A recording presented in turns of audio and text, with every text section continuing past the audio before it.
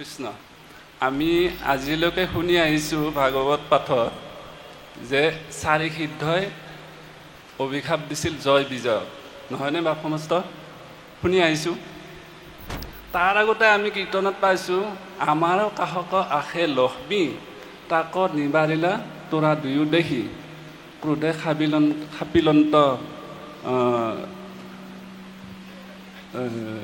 খাপিলন্ত তাক ভয়ুক অসুৰ দুয়ো পাপ।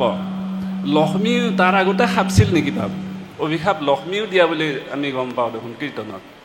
এতিয়া চাৰি সিদ্ধই খাপিলে নে লক্ষ্মীয়ে খাপিলে? কৃষ্ণ আমাৰ এই সংশয়খিনি অলপ বুজাই দিয়কচোন। শুদ্ধ দুইটাই। কৰ্মটো আখৰিক। ভগৱন্ত পুৰুষ যেতিয়া আহিব তেতিয়া জয় আৰু বিজয় দুৱৰীয়ে লক্ষ্মীক ভগৱন্ত অহা বাৰ্তা প্ৰদান কৰে। আমাৰ যে সন্ধিয়া সময়ত নামঘৰত দবা কোবাই, সেই দবা কোবৰ শব্দত আমি গাঁওবাসী বা প্ৰায় সমস্ত কাণত পৰাৰ লগে লগে আমি কৃষ্ণ বুলি ভাৱনা এটা আহি যায় আমাৰ। য'তেই নাথাকোঁ আমি 1 মিনিটৰ কাৰণে হ'লেও ৰৈ দিওঁ। দবা কোবাই শেষ নোহোৱালৈকে আমি হয়তো সেই স্থান ত্যাগ নকৰোঁ। আমি য'তে আছোঁ ত'তে তেনেকৈ ৰৈ দিওঁ, কৃষ্ণ ভাৱনাযুক্ত হয়। এইটো এটা ঈশ্বৰমুখী কৰা এটা সংকেত ধ্বনি দবা, মাংগলিক বাদ্য বুলি কোৱা হয়।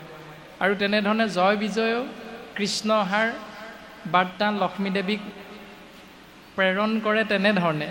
কিন্তু এদিন আখৰিক স্বভাৱ জাগৃত হ'ল। সেই আখৰিক স্বভাৱটো ভগৱন্ত অহাৰ আগতেই জয় বিজয় সেই সংকেত দিছিল, যাৰ বাবে লক্ষ্মী দেৱীয়ে হাতত মালাধাৰ লৈ ভগৱন্তক আগবঢ়াই নিবলৈ আহিছে। আৰু যেতিয়া দেখিলে লক্ষ্মী দেৱীয়ে হাতত মালা লৈ আগবঢ়াই নিবলৈ আহিছে, তেতিয়া জয় বিজয় মাত্ৰ খলখলকৈ হাঁহিছে যে আজি আমি লক্ষ্মী আইক মিছামিছিকৈ আনিলোঁ। এনেধৰণে কৰি সহাৰ বাবে যিটো স্বভাৱ আচলতে আখৰিক স্বভাৱ, অসুৰৰ স্বভাৱহে তেনেকুৱা। সেইকাৰণে লক্ষ্মী দেৱীয়ে সেই মালাধাৰ সিহঁতৰ গালৈ দলি মাৰি খঙত অভিশাপ প্ৰদান কৰিছিল যে তহঁতি এইটো স্বভাৱৰ বাবে এদিন তহঁতি অসুৰজনীত জন্ম হ'ব লাগিব।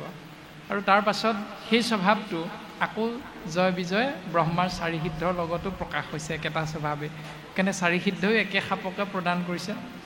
আৰু দুইজনৰ অভিশাপতে জয় বিজয় আহি অসুৰজনীত জন্ম হ'ব লগা হ'ল। এতিয়া অসুৰজনীত জন্ম হ'ব লগাটো এটা ৰহস্য আছে। এই সংসাৰত প্ৰথম জন্ম হ'ল হিৰণ্যকশিপুৰ হিৰণ্যাক্ষ, শাস্ত্ৰসন্মতে আমাৰ সকলোৰে জ্ঞাত। হিৰণ্যকশিপুৰ বা হিৰণ্যাক্ষৰ ৰূপত জয় বিজয় প্ৰথম জন্মগ্ৰহণ কৰোঁতে তেওঁলোকৰ পিতৃ কোন আছিল? কাশ্যপ ঋষি। আৰু কাশ্যপ ঋষিৰ দুগৰাকী পত্নী আছিল দিতি আৰু অদিতি। হিৰণ্যকশিপুৰ আৰু হিৰণ্যাক্ষৰ পিতৃ হ'ল কাশ্যপ আৰু তেওঁ হ'ল ঋষি, মানে কুলত তেওঁ ব্ৰাহ্মণ। এতিয়া জয় বিজয় বা লক্ষ্মীয়ে অভিশাপটো ভুলকৈ দিলে নে কথাটো কেনেধৰণৰ হ'ব পাৰে যে অসুৰজনীত জন্ম হ'বলৈ গ'লে আৰু জন্ম হ'ল কিন্তু ব্ৰাহ্মণ কুলত। ঋষিৰ ঔৰসত জন্ম হৈছে ব্ৰাহ্মণ কুলত। ব্ৰাহ্মণ কুলত জন্ম হ'লে তাৰমানে অসুৰ বুলি কয় নেকি? তাৰো ৰহস্যখিনি আমাৰ শাস্ত্ৰই খুব সুন্দৰভাৱে প্ৰকাশ কৰিছে যে তোমাৰ জন্মগতভাৱে তোমাৰ কুল কি, তোমাৰ শিক্ষাগত অৰ্হতা কি, তোমাৰ মাতৃ কোন বংশৰ, এইবিলাক জন্মগতভাৱে প্ৰকাশ নহয়। জন্মগতভাৱে প্ৰকাশ হয় কেৱল এই দৰ্শনটো যে তোমাৰ জন্ম কোন ক্ষণত হৈছে, তোমাৰ জন্ম কেনেধৰণে হৈছে, তোমাৰ জন্ম কাৰ নামক আশ্ৰয় কৰি হৈছে।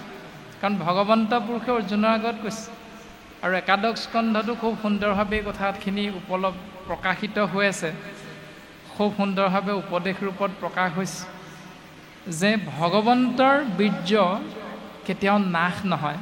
অনিষিদ্ধ ঋতুকাল বুলি কোৱা হৈছে আৰু নিষিদ্ধ ঋতুকাল বুলি কোৱা হৈছে। এগৰাকী ধৰ্মপত্নী, এগৰাকী কন্যাক ধৰ্মপত্নী হিচাপে এজন বাপে আমি আশ্ৰয় কৰি সংসাৰ ধৰ্ম পালনত প্ৰকৃতি পুৰুষত দুয়ো হৈব একমতি, তেহে সিজিব কৃষ্ণত ভগতি।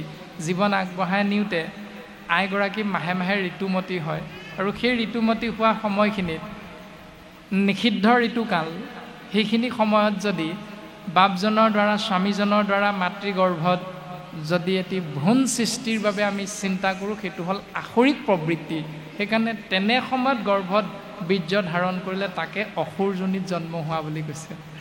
আৰু অন্য হাতেদি যদি শাস্ত্ৰসন্মতে কোৱা এটা 24 ঘণ্টীয়া দিনৰ 8টা প্ৰহৰৰ একেবাৰে অষ্টম প্ৰহৰত হিৰণ্যকশিপুৰৰ পদ্মমুখখনতে তেওঁৰ ধৰ্মপত্নী কায়া ধুৱে নাৰায়ণ নাম উচ্চাৰণ কৰোৱাই গৰ্ভত বীৰ্য ধাৰণ কৰাৰ বাবে আৰু তাৰ পাছৰ পৰ্যায়ত দেৱৰ্ষি নাৰদৰ কৃপাধন্য হৈ কৃষ্ণ নাম আশ্ৰয় কৰাৰ বাবে গৰ্ভস্থ সন্তান প্ৰহ্লাদৰ দৰে এজন মহান ভক্তলৈ ৰূপান্তৰিত হৈ গ'ল।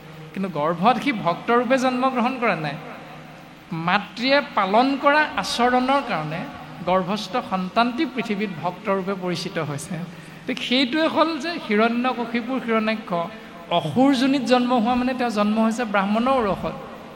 অসুৰ হ'ব নালাগিছিল, শাস্ত্ৰই কিন্তু অসুৰ বুলি ঘোষণা কৰিছে। তাৰমানে জন্ম সময়, জন্ম গ্ৰহণ কৰা প্ৰক্ৰিয়াটো আসুৰিক হৈছে। সন্ধিয়া সময়ত দ্বিতীয় গৈ পানি স্বামীক উত্তেজিত কৰিছে কাম ভাৱনাত যে তুমি মোৰ সতিনীক দেৱতাসকলক জন্ম দিলা, মোৰ গৰ্ভত এটাও সন্তান নাই দিয়া, মইনো ৰূপে গুণে দেখিবলৈ কিহত বেয়া, গতিকে মোক আজি সন্তান লাগিবই।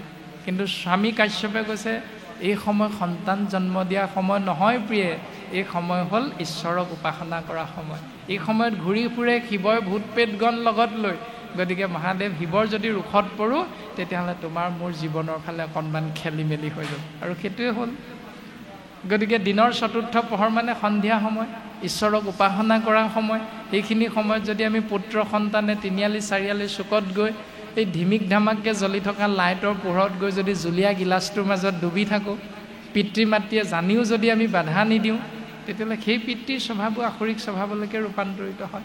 তেনে পিতৃয়ে সেই ভাৱনাযুক্ত হৈ যেতিয়া পত্নীৰ লগত সহবাস কৰি সন্তান জন্ম দিবলৈ চেষ্টা কৰিম, তেতিয়াহ'লে সেই সন্তান আপুনি মই নামঘৰীয়া হ'লেও, আপুনি মই ভকত হ'লেও আপোনাৰ মোৰ অসুৰ ভকত সন্তান ভকত নহ'বও পাৰে। কিন্তু ভাৱনাটো আচল বস্তু। কাক ভাৱনা কৰি আপুনি মই বীৰ্য আইগৰাকীৰ গৰ্ভত নিক্ষেপ কৰিম। গতিকে বাপৰ ভাৱনা ভাগি আমি এনেধৰণে আগবঢ়াই দিয়া হৈছে কৃষ্ণ।